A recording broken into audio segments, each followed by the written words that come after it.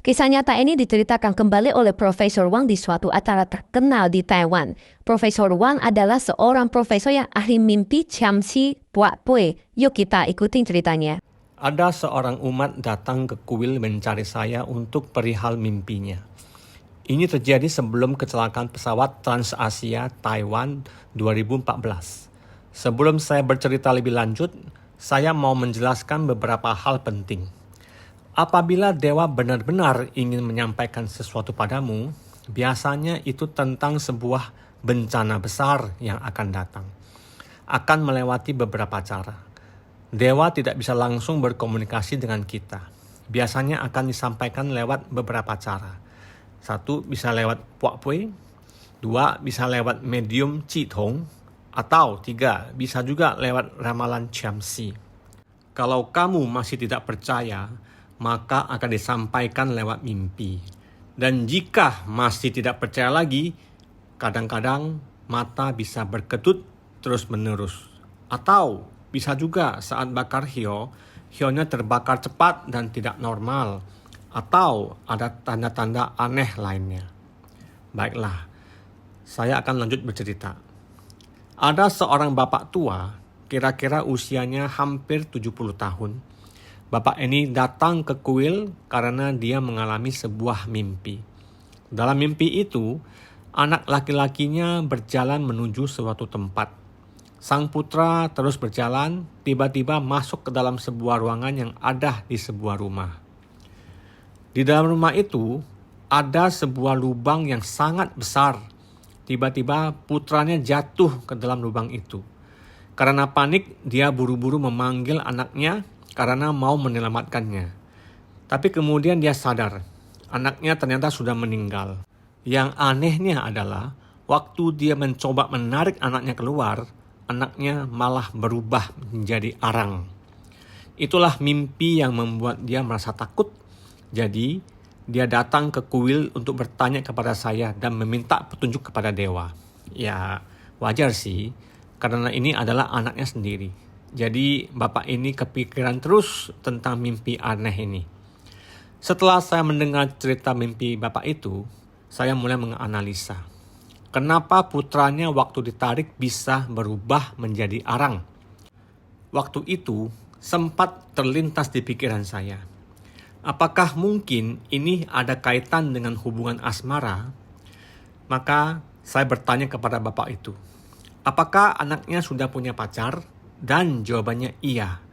Jadi saya mikir, apakah ini pertanda ada masalah dalam perhubungan percintaan mereka? Saya menganalisa apakah putranya ini mau mengambil jalan pintas dengan bakar arang atau sejenisnya. Saya bertanya lagi kepada bapak itu. Apakah hubungan asmara putranya dengan pacarnya baik-baik saja? Jawaban dari bapak itu adalah baik-baik saja. Saya masih tidak bisa menerka apa hubungan arang dengan kejadian lainnya.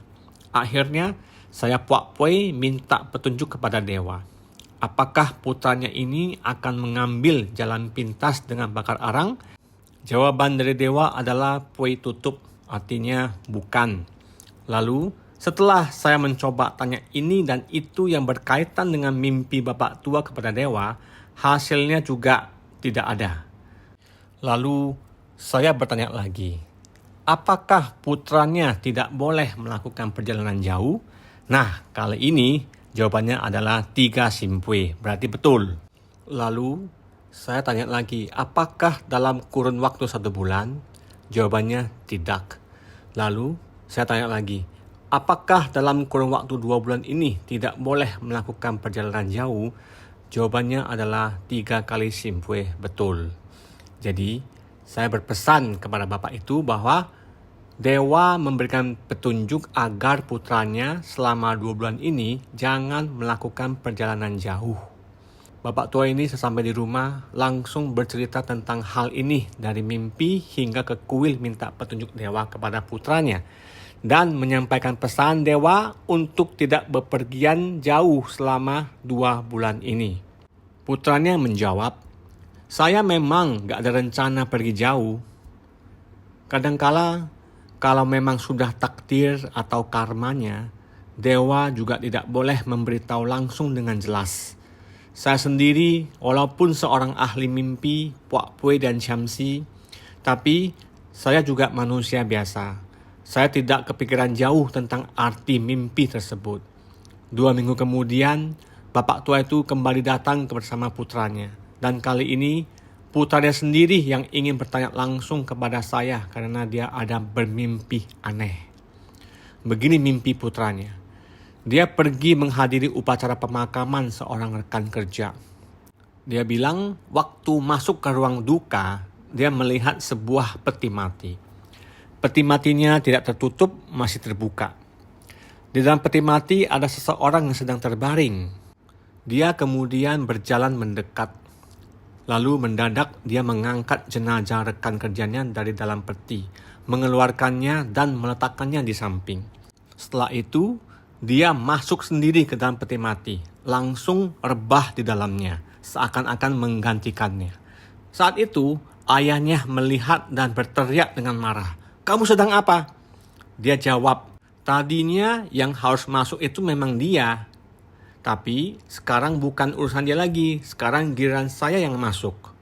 Itu mimpi yang sangat jelas. Dan karena saking jelasnya dan menyeramkan, dia sendiri jadi takut. Makanya datang untuk minta penjelasan dan minta petunjuk dewa. Lalu saya tanya kepada dia, apakah ada rencana pergi kemana? Dia jawab, nggak ada rencana kemana-mana. Saya bertanya lagi untuk memastikan, memangnya kamu ada mau pergi kemana? Dia bilang, nggak ada, saya emang nggak ada rencana pergi. Lalu saya bertanya kepada dewa, apakah mimpi papanya dengan anaknya ini ada hubungan? Dewa pun menjawab dengan 3 kali simpue yang artinya ada saling berkaitan. Beberapa hari kemudian, ayahnya datang lagi ke kuil untuk menemui saya dan memberitahu bahwa putranya itu sedang mengerjakan proyek di sebuah perusahaan yang bergerak di bidang perikanan. Nah, perusahaan itu mengutusnya untuk keluar kota menggantikan temannya. Karena temannya kebetulan ada urusan penting. Dan anaknya ini juga sudah mengiyakan bahwa dia bisa menggantikan temannya untuk pergi keluar kota, yaitu Penghu, Taiwan. Nah, besoknya saat bapak ini sembahyang pagi, sewaktu akan menancapkan dupa hiok, tiba-tiba kaca yang ada di papan leluhur pecah. Bapak ini sangat segelisah dan merasakan ada sesuatu pertanda yang negatif. Makanya, bapak ini segera cepat datang ke kuil untuk bertanya kepada dewa.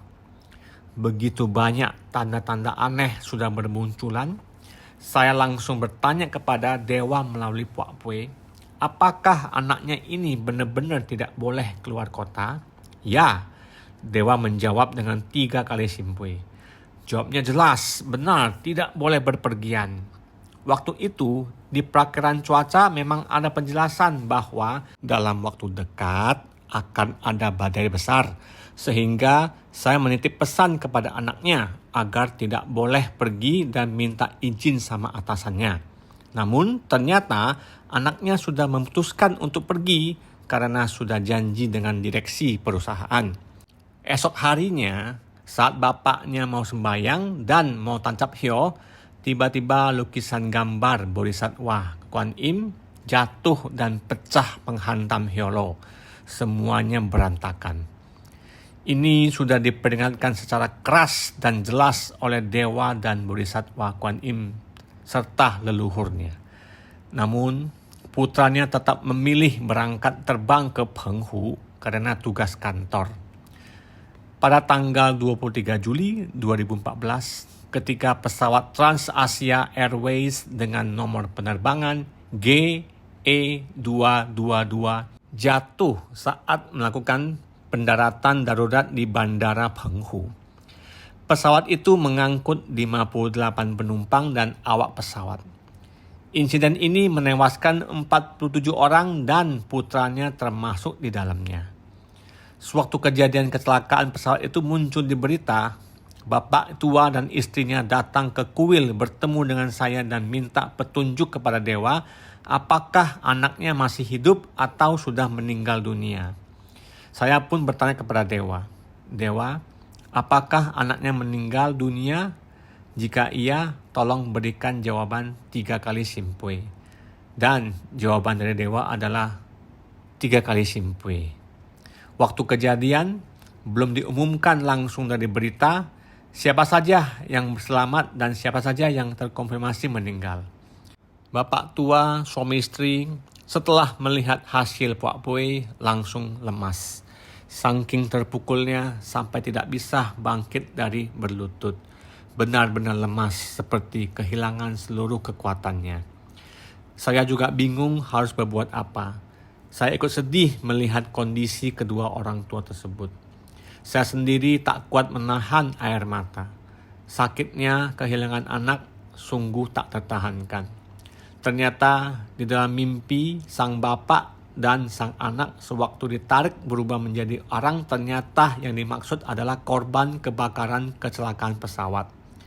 Kematian bisa datang tanpa peringatan, tapi kadang firasat bisa muncul lebih dulu. Seperti dalam kisah ini, si korban bermimpi masuk peti mati menggantikan orang lain. Itu adalah panggilan batinnya yang sudah merasakan takdirnya mendekat. Tanda ini bukan untuk ditakuti, tapi untuk direnungkan.